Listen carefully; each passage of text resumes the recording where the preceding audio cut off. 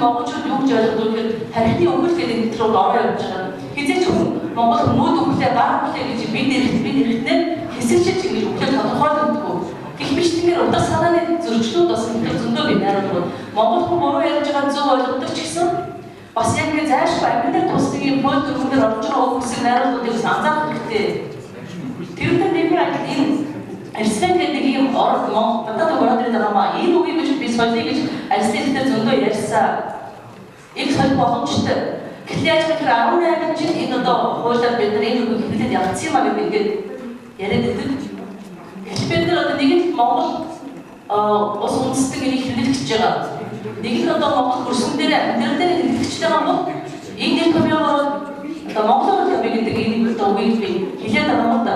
Тийм хуулийн талаас өөрөө төв өнөөдөр хэрэгжихээс илүү маргааш бас бодож ийм хуулийг бид нар хийж явах хэрэгтэй. Энэ утгаараа би одоо нэг томьёогод Монголоос хэлэх гэдэг юм санааг бодлоо.